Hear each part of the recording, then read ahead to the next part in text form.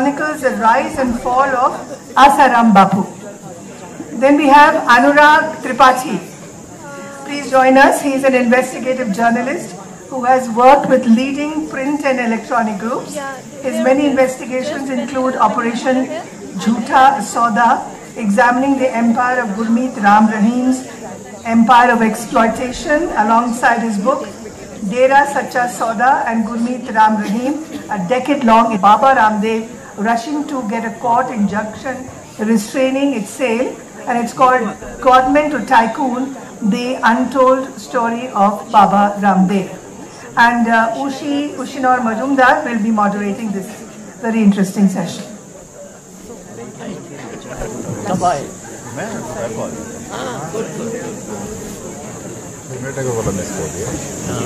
Very good. Hi. Important role. She works with Penguin. She's a commissioning editor. And you see, as newsrooms and spaces to publish news and news stories is shrinking every day. So books automatically become a very, very important medium and platform. And there are certain publishers who are doing a great job. And we hope that, there's much more to come. Investigative journalism requires finance, it requires time, it requires a lot of effort, a lot of sacrifice. As you will learn as we take you through this session, that there's a lot of threats that come in. I think 2 of us have got sued also, and she's still, her book is still under a ban. Mine was, I was thankfully, I got a quick resolution last year. So just to make a bit of a connect, there's the word cult being used, right? And a lot of people have questions about a lot of cults. Before we begin, I just want to say, I believe in one. I'm a cult follower myself. So there's this, you could say, a guru who I watch him on TV. I go on YouTube and look at him. I read about him.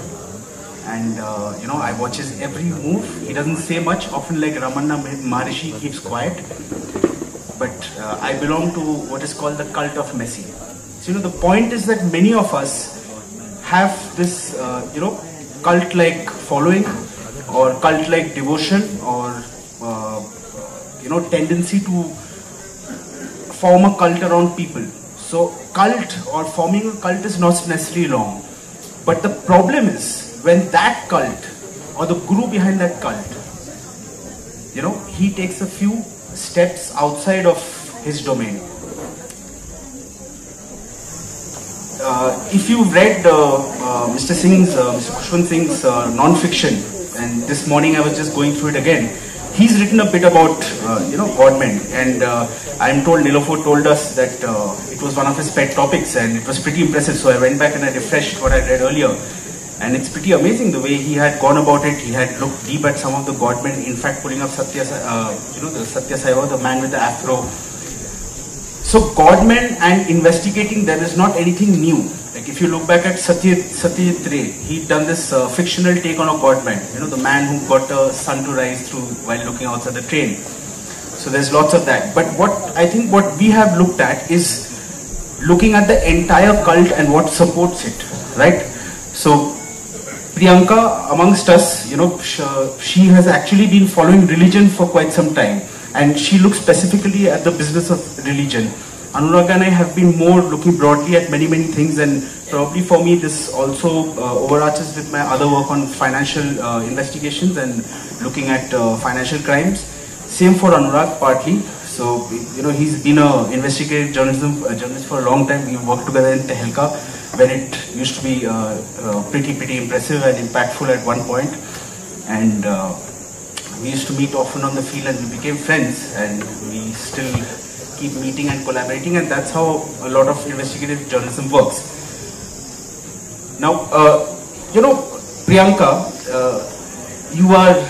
there's a limit on how much you can speak, right? Except till recently. Right? There's a limit on how much you can say. But let's just assume that if I am a person who knows a little bit of Ayurveda and I know some yoga, how would I go around making a $1 billion empire?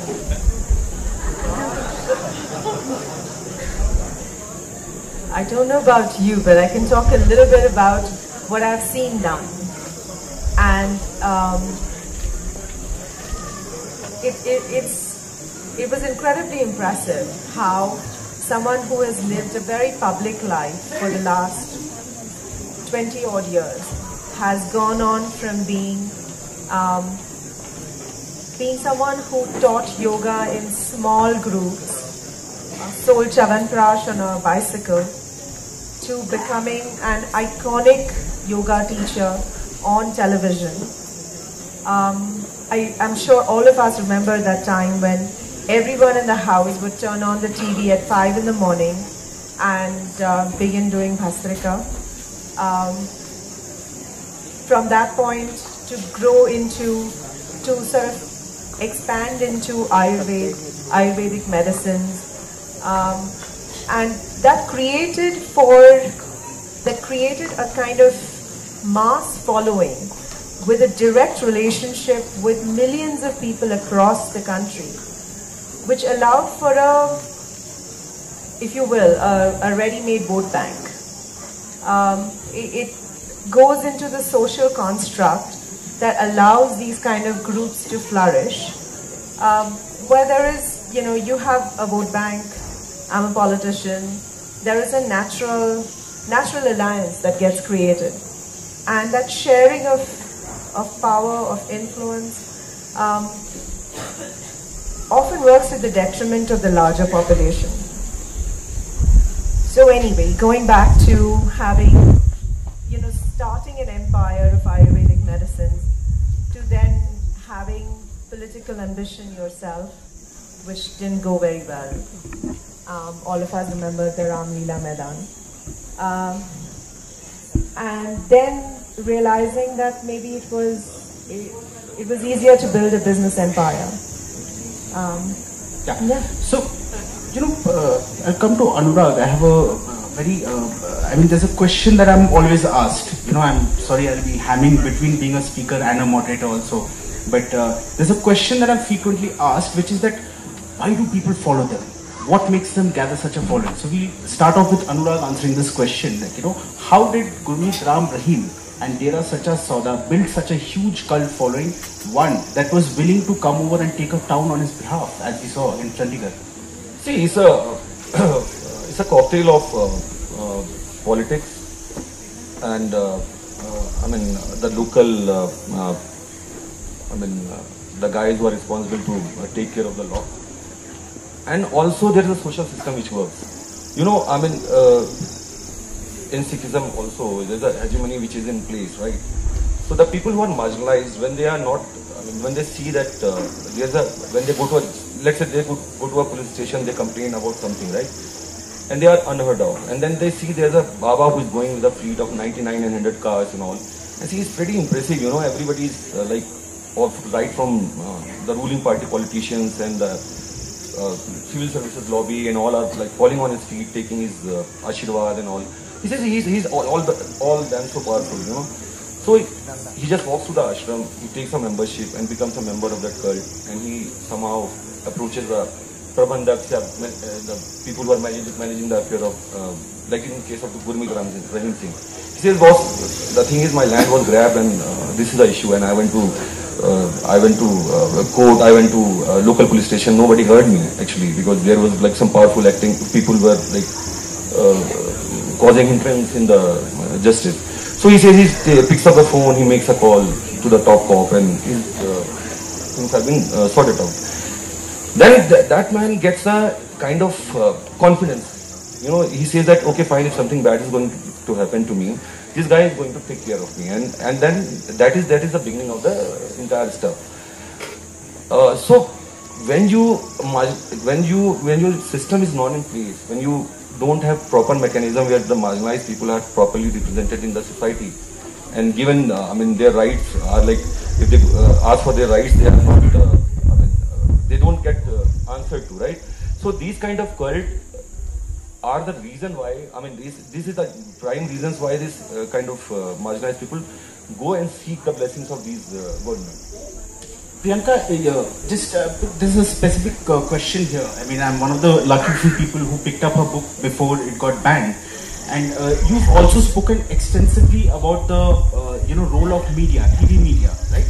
You've spoken about how they eventually bought out channels and Yes. right. So could you speak a little about how the mass media is responsible in creating this form of hysteria?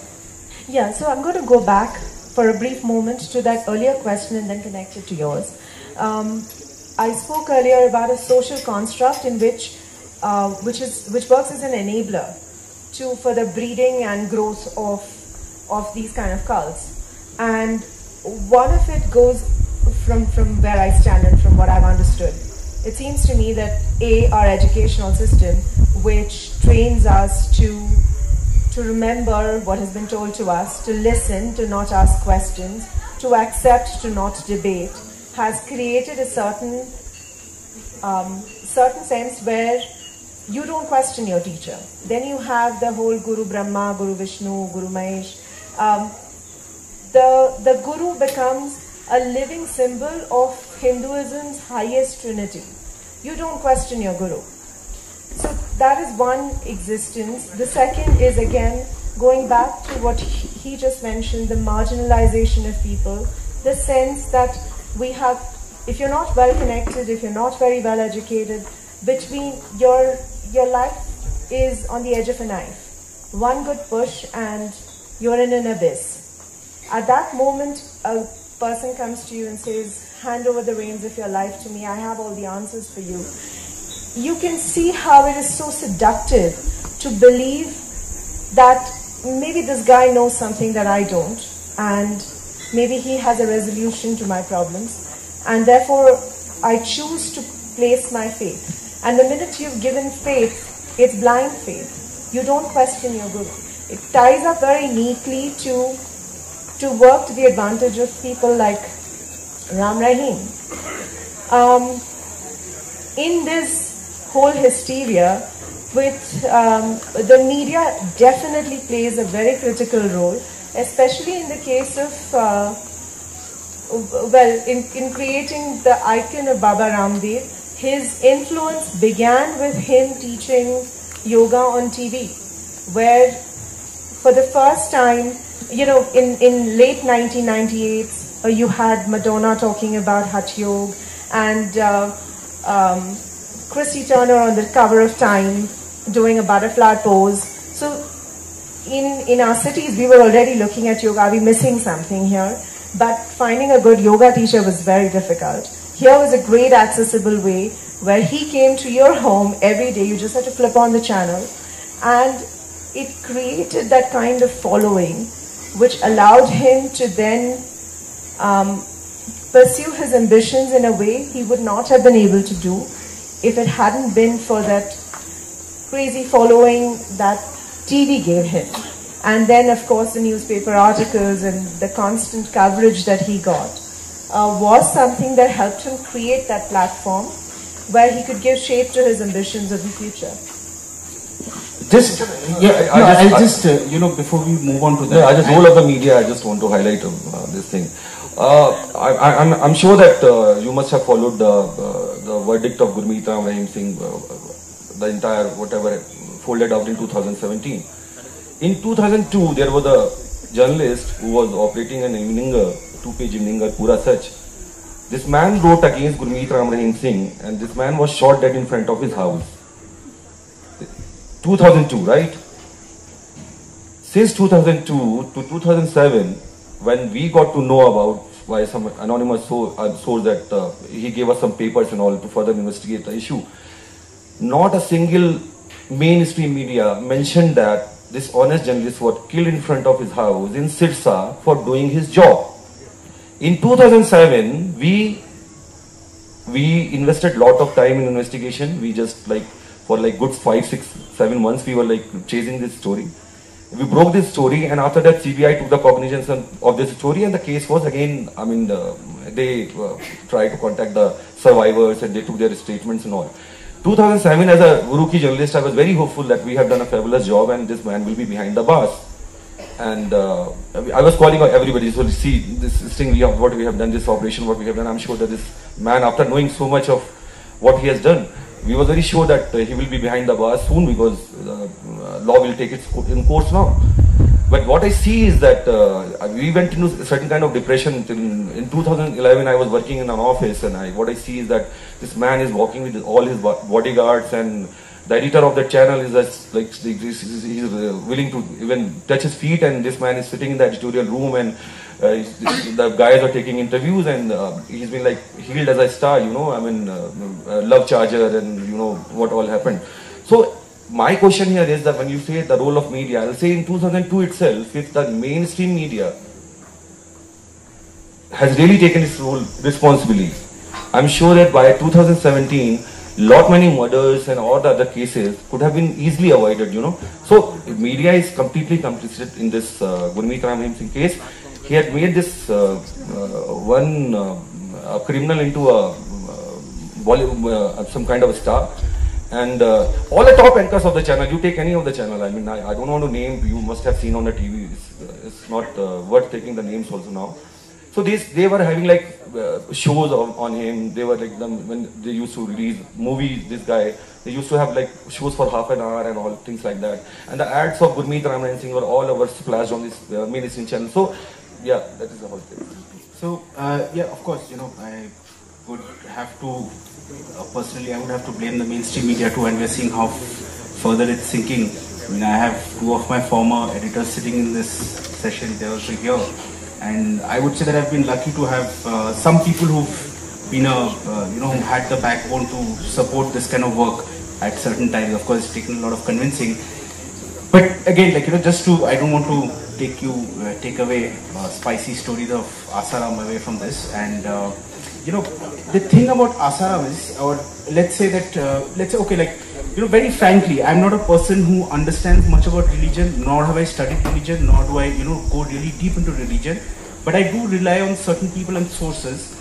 And if you see, like, there are a few elements that godmen use to build their following. One is that the godman must have some amount of charisma, right?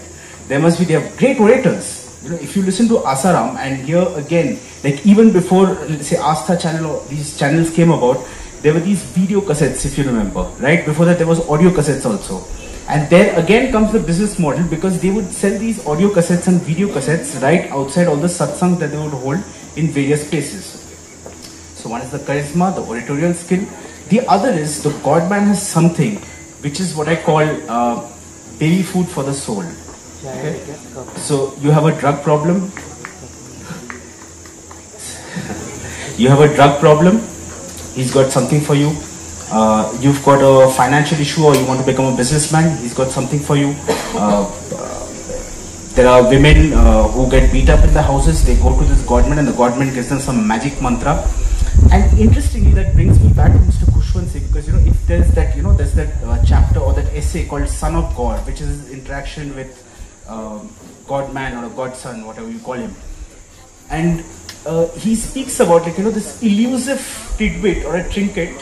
He specifically calls it a trinket called knowledge. Like, if you go to the guru gives you knowledge. So what is this knowledge? He tries to find out. And that's also, you know, I really try to find out. During my course of reporting for this book, spoke to quite a few followers of Asaram, and none of them could tell me that exactly what it is that they give him. After the book was published, many of them, of course, came to, you know, with their smear campaign, and you've never been to an ashram and this and that, which is all untrue. But the point is that they don't want to talk about uncomfortable things, like even if their godman is providing a home for the homeless, a rehabilitation center for the drug-addled person, what are they using them for? In Asaram's case, I found that they were using the same homeless people, giving them food, giving them shelter, giving them clothes, but using them to operate Benami bank accounts to launder cash. So, you know, it's quite, I mean, is that really your reason for charity? Is that your really, so people don't want to talk about these things. See, it's tragic that it had to be, it blew up into the sexual assault on a child to take it to this thing. And I will come back to the same thing what Anurag said, that in 2008, when 2 children were, you know, found dead at one of his ashrams, there was a commission which was set up. And for 4 years, that commission sat, and, you know, they found out many things. From 2012 till it's now 19. It's been 7 years. But a state government is still sitting on sealed records. Yeah, I mean, we will not label that. As I said, we are mostly reporters, so we'll keep the opinions to you. Priyanka, coming to you, so we've moved, as we can see, whether people like it or not, without really telling the readers what to think about it.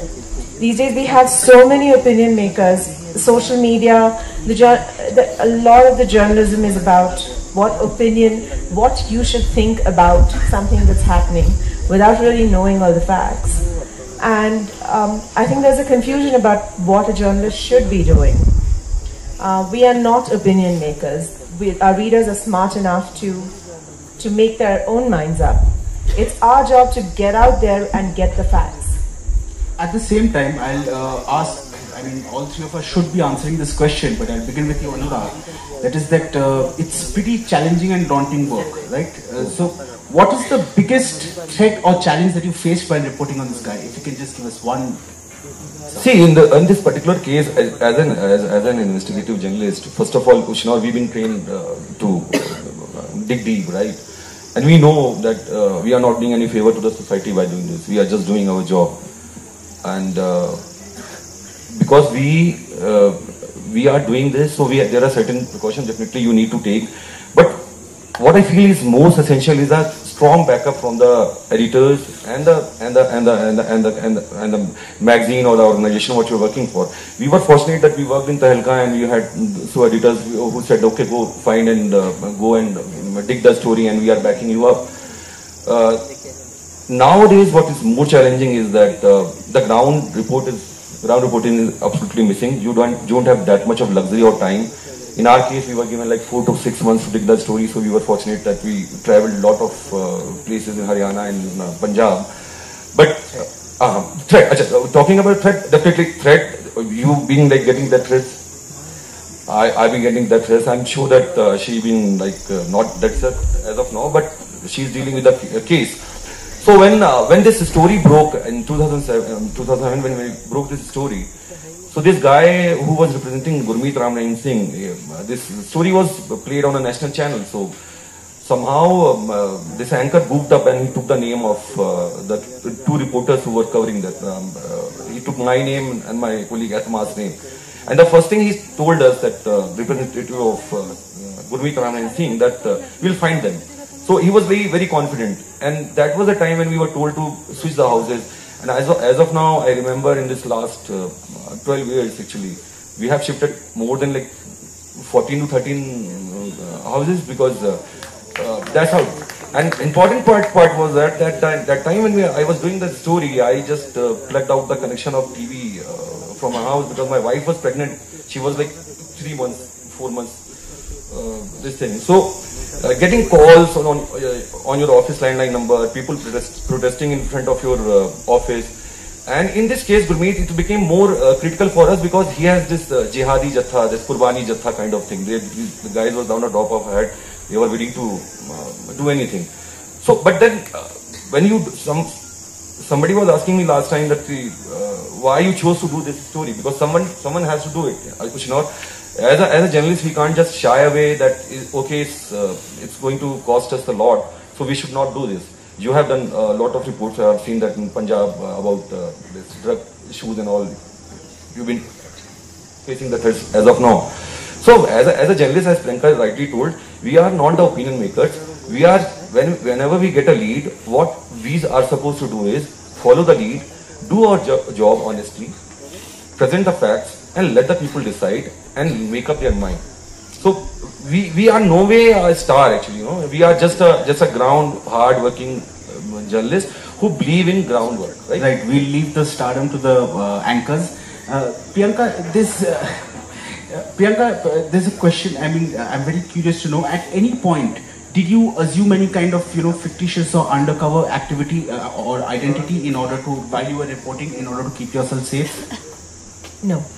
Okay, so you've taken a similar approach as us, where you've been there on the ground as yourself, saying that you are a reporter and speaking with people. Yeah, that's right. So what is you've of course been challenged, and the challenge is ongoing.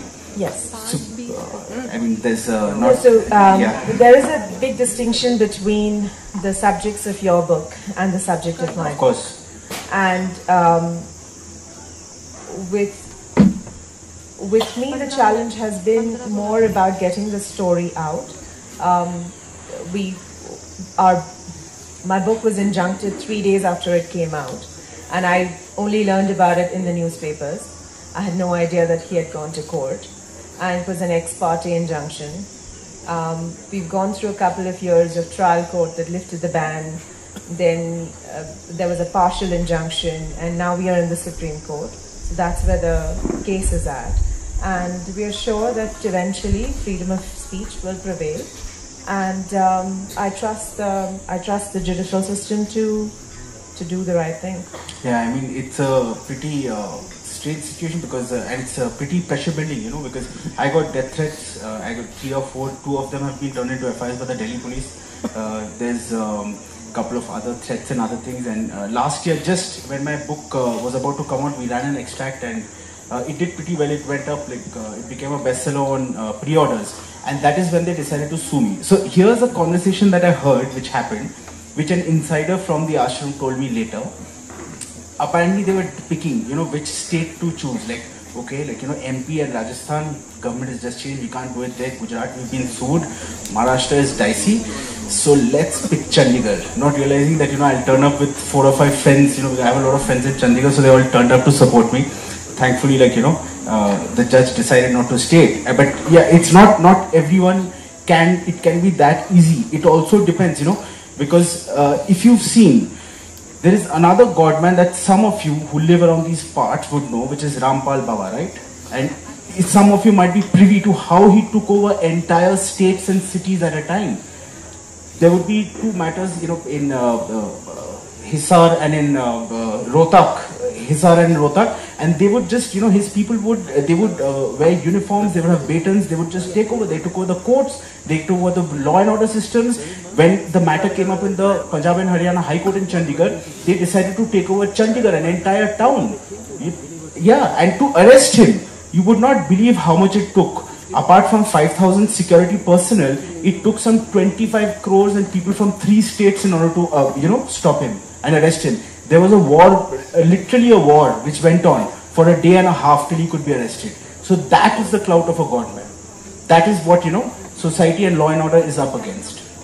No, and just this morning, news came in about the Ranbaxy owners, Malvinder and Chavinder, is what you don't expect the reach to go into corporate honchos, you know, boardrooms, but Malvinder has said that he faces a death threat from the Radhasamy group at the moment because he refused to drop a case, and this news just came in a few hours ago. So it goes into security, into business, into politics, into multiple places. So religion is really the lens through which you can pretty much examine all of India today. So, you know, that's an interesting word that you brought up, which is there on my list next, which is the power of religion or power of godmen and these cults and these small sects on politics, right? I mean, we've seen a man cry for black money, but at the same time, you know, don a salwar suit and take the quick exit. And in your case, I mean, Haryana still tries to bail him out, you know, just before an election, but we see Punjab trying to keep him in on some other charges. So Anurag, what is your, you know, how much of, do you think that the followers, or did you find that the followers were politically aware themselves, or were they only following the diktat of the godman? In Gurmeet case, I can specifically say that it was totally an order passed from the top, and followers have to follow that. And you know, in a lot many regions of Punjab and Haryana, in fact certain parts of Rajasthan also, he used to wield a lot of clout. Such was his power. See, by 2002 a case of murder was registered against him. Then later on 2 rape cases were against him, and in 2011 the castration cases were also registered against this guy. 2014 PM makes him mascot of Swachh Bharat Abhiyan. So you can imagine, he tweets, Narendra Modi tweets and says that Gurmeet Ram Ranjit Singh is the mascot of Swachh Bharat Abhiyan. So you can feel that a man who's been charged with murder, a man who's been charged with rape, a man who's been charged with castration. These cases are going on, inquiries are on, reports are out. We've been tirelessly working, we've been reporting, and our PM tweets in 2014, if I'm not wrong, that Gurmeet Ram Rahim Singh is Swachh Bharat Abhiyan. 40, if I'm not wrong, I might be wrong with the numbers, but like more than 40 MLAs of Haryana, led by the Haryana chief of BJP, after winning the election, they go and take his blessings, right? So let me be very clear, it's not all about BJP. Congress during their time, many MPs were in touch with Gurmeet Ram Rahim Singh, and I would like to share one small part of this investigation, that when Mulindya Narayan, the CBI man who was tracking his activities, he took the charge and he speeded up the entire investigation. 3 MPs from Congress, young MPs from Congress, they approached the CBI director and said that fine, this man should be taken off the case, because this man was after he decided that he will try his best to get this man convicted. So this is such a clout, such a clout of this godmen. They wield a lot of political power. The reason being is, the reason being is that for them it is more about getting more seats rather than thinking about what evil they can. So again, it's, as Anurag was saying, it's not about a specific political party. I mean, Asaram, one of the first things that I found back in 2013 was this one little pamphlet which he publishes from his ashram, and on the back inside jacket of that pamphlet, there was a photo of almost every politician you could think about then, including chief ministers, former prime ministers, who were, either folding their hands in front of him, bending in front of him, prostrating in front of him, right? Now, Priyanka, we see this, this is one side where it's about getting votes or looking into their burrows of political clout. So what can a godman get in return? I think you just answered that with the pictures of the inside jacket. In case of Ram Rahim as well, in his gufa, he had all these pictures, a line of top politicians of the country bowing, bending, seeking blessings, all sorts of things, which are then put on display for all their current followers, who bring in more and say, look, everyone reveres this guy. He's a very influential person. And I think somewhere the hope for people the marginalized people who become a part of this cult, is also that somehow that little bit of sheen of power will rub off. Maybe when you are in deep trouble, you can go to this guy and maybe he can do something for you. I don't know how that chicken and egg works, but it becomes at some point a self-fueling sort of growth engine, where one brings the other. The larger the number of followers, the larger the number of politicians at your door, and vice versa. In business or in politics, I mean, rather than just in business, we look at these very grey lines between what is profit-making motive and also profit-maximizing, where corporate greed overtakes everything. Have you found that too while looking at Ramdev, or because he's got a massive empire? So was it just built on very ethical means, or without some give and take? So in this particular case, the minute his influence started growing on Astha, that is around the time when he started liaising with the then Congress government in Uttarakhand, and then it grew into national politics. I'm not at liberty, unfortunately, to discuss most of the content of the book at this point, because the book is injunctive, and I do delve very deeply into the creation of the empire and the means and byways through which it was achieved. but I think we're going to have to wait for a little bit of time. So, Anurag, in the meantime, Anurag, why don't you tell us a little about, I mean, you spoke about Love Chazar, the super duper hit, but there were so many films in which, I mean, of course, he was a magician and he was doing everything from like being the cinematographer to the spot boy to the director to the scriptwriter and everything. And so, is it like, are these genuine films or were these a massive, racket actually? No, this was completely, I mean, this was a sham actually. All the movies were filmed in his deras only and the hotels in and around. It was more of a way how to rotate the money, Once you see that, the politicians are like backing up and this man has the local administration in his pocket and you see that large number of followers are there and all. So comes the business opportunity, you have like black money holders and all who invest in you. Can you put a figure to how much Ram Rahim might be worth? See, that will be very difficult. Actually, last I know, it was like somewhere around, which was accounted for, like somewhere around 950 CR. 950. Yeah.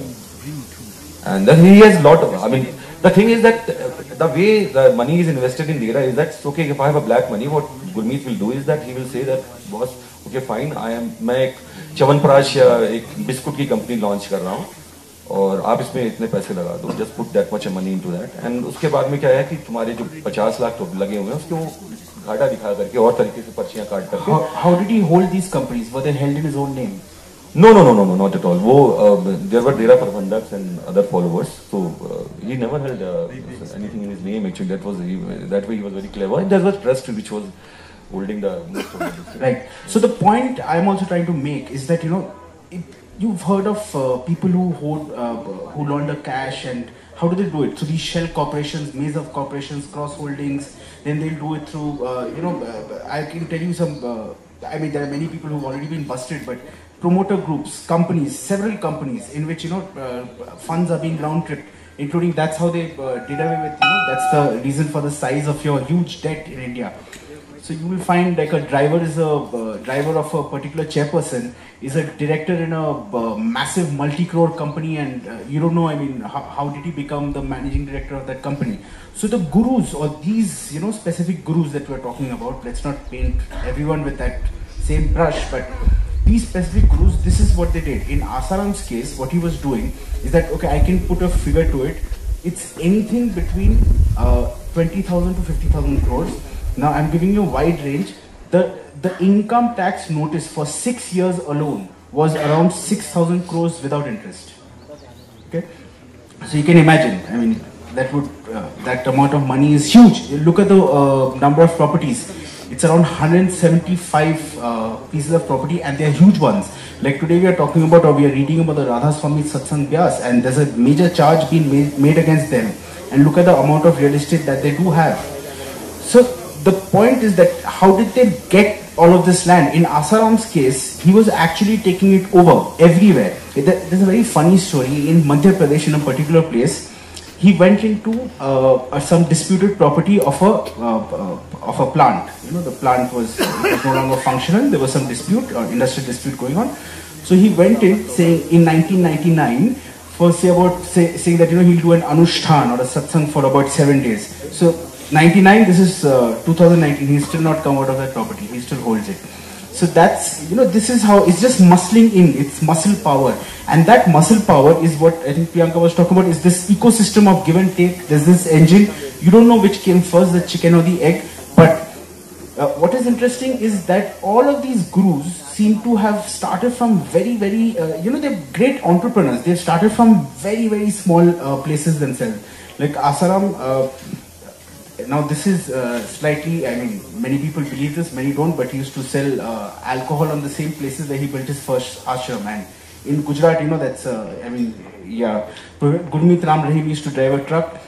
Ramdev also had very, very humble beginnings, and there's a lot of controversy about how he built his empire. There's problems with his guru, with his family, many things that happened. But I think we are also sort of out of time. I mean, they're ringing the bell. But before we head out for some questions, Just a last and final point that I think which you've already made about journalism and the shrinking space, and I think some of you should probably also think about, like, how you should be encouraging more journalism. And with that, I think we should open it up for any questions. Anyone? Sure, please.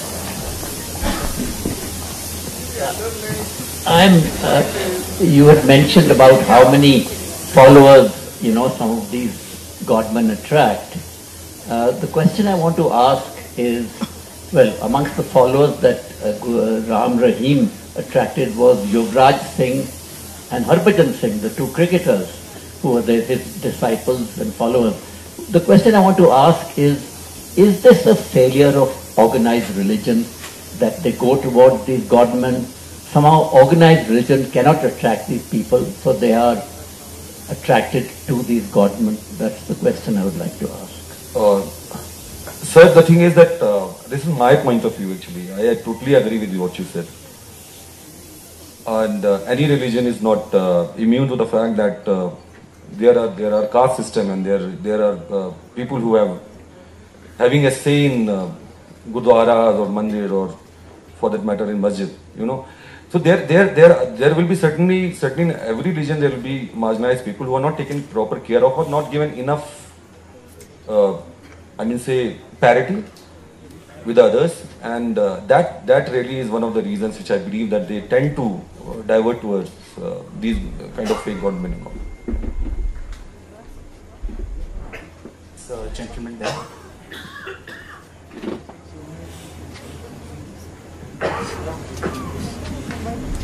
Sir मेरा कोई question नहीं, मेरी एक suggestion है भाई, जो आप गल करते हैं इन्होंने लोगों बारे, inspect of saying Baba Ram Rahim, we should say scoundrel Ram Rahim.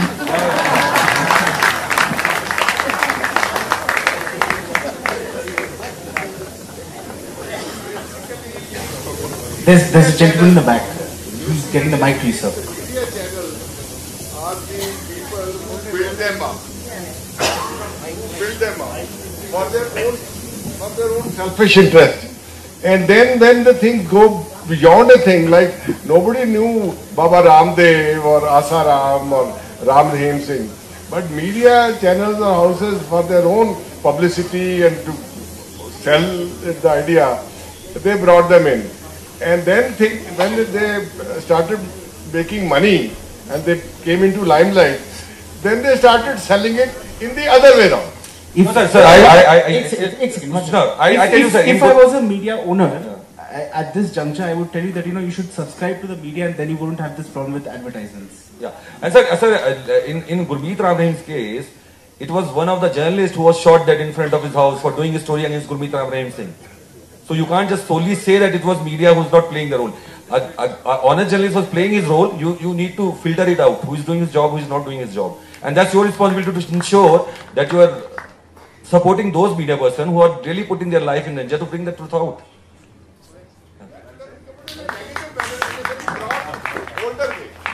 Absolutely, get your point. Anyone else?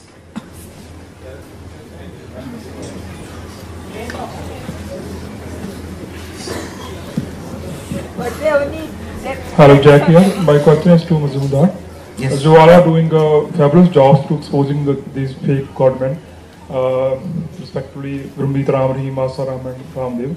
What do you see the impact of your investigation journalism to expose more Babas, because they are flourishing day by day?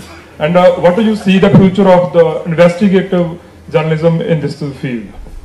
So that's a very interesting question, and I was hoping to make this point.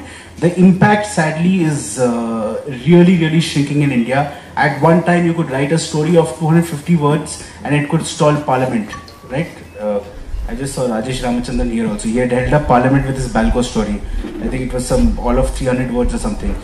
So you could do that at one time, right? It doesn't matter now. Right now, I know the ED has taken up all the stuff that I've written in my book, and they're investigating many things about Asaram which they had no idea about.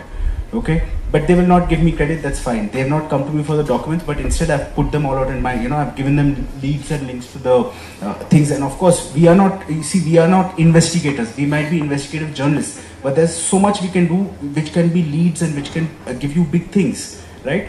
So it's up to you where to take it next. Now, in the case of your specific question about, what happens to Godmen, it's sad, but there is the biggest, the biggest victims are actually the followers of these people. Like, once this Godman who's gone wrong has gone into jail, what happens to his followers? The followers are still stuck there. There is no rehabilitation for many, many more women who may have been, let me just put it within quotes, may have been sexually assaulted within those ashrams, right? What happens to them? There is no mechanism to look at them. Investigative journalism sort of, kind of sparked some in some parts of India, and then it has died. So I just correct, I was introduced as someone working for Outlook. I quit Outlook some time back. I worked with an investigative journalism startup. Hopefully it's called Confluence. Hopefully you'll be hearing more about it from next year. But there is no support from the mainstream media to do it. If you do a story, 5 years ago also, if you did a story somewhere, and it would be replicated, someone else would follow it up in some other publication. It didn't matter to me if my name was mentioned, but the story went on. Somebody stayed on the story. Those practices are dead. Now it's all about pointing fingers. It's looking at, who's the sharpest anchor saying the sharpest thing on this thing. There are people who love to hate Arnab Goswami. They'll sit for hours watching his debates and, then go on Twitter and crib about how bad he is. That is, that is the sad state of journalism. That is what it has been. I mean, you can hate and love whoever you choose to. That's your problem, not mine. I hate those labels. But the point is that how many people are actually reading papers like, the Indian Express, or how many people, and there's no space. I don't know what Priyanka would say about it, but even we were talking just the other day, and she's also moving slowly away from mainstream media, looking more at her own books, which is what we've also been trying to do. We are looking at, OTT, like Anurag's book is being turned into a major TV series for OTT platforms. My book has also been bought by a Bollywood producer and he's moving it into a series for OTT platform. Maybe people will take Netflix more seriously than they take, magazines that we work for. But let's hope it does. Headache. Last question, and I think then we'll wrap up. Do they have a different trajectory?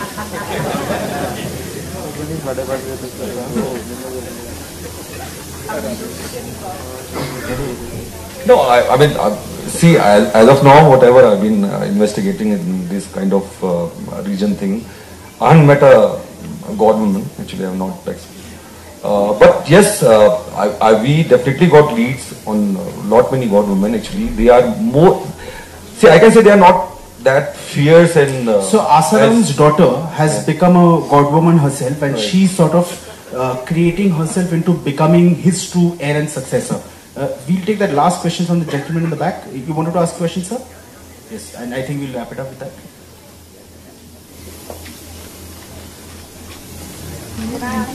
Godman, who created an empire, are behind the bars. But what about the empire? What about the empire? They created, you have said 3,000 crore, 4,000 crore, 5,000 crore. What about that? 530 चलने दो. Where are the amount? अभी तो 2 और किताबें हैं. Who is the owner of that property? Right, there was another question. We'll take that one also. The lady in the front. जो यहाँ पे खड़े हुए थे कंसोल पे. वो बताती हैं. I want to ask you as journalists who have done brilliant work. A lot of media houses, the owners, support Godman. तो हो चुका है. Not necessarily these three, but others. They are promoting them. They are actually asking their staff to also promote them or follow them in their workshops or whatever. So, do you feel that other journalists may be muzzled from writing about these people or exposing them? Ma'am, I was working in an organization 2003, and I will not name the media house as of now because.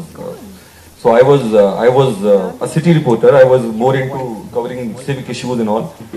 And I was posted in Hyderabad. I got an express request from my editor at the time that the owner of that group some guru is traveling from Delhi to Hyderabad, and I have to follow him for like good 2 days, and because that was a big organization, and all, I was clearly told I need not write anything which goes against him. So I need to praise him all the way, whom he met, and cover every detail of it, right?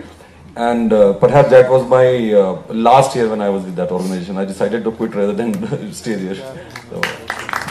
So my response to that would be that, so after a few stories on a particular godman, they flew me down to his ashram in South India, and this is the guy who hit me with a flower, and that's all I'm going to tell him. And so he has a following amongst a certain media house and its ownership, and they've actually fired editors who have refused to meet him or speak to him properly. Thank you. I think we'll have to close it with that because we're out of time. Thank you.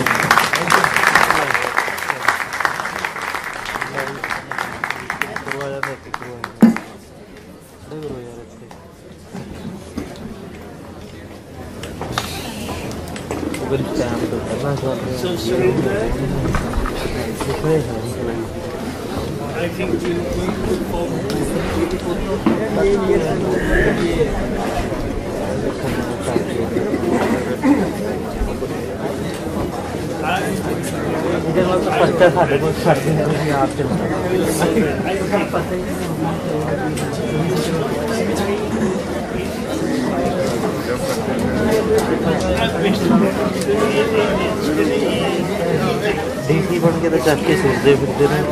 While neighboring Pakistan,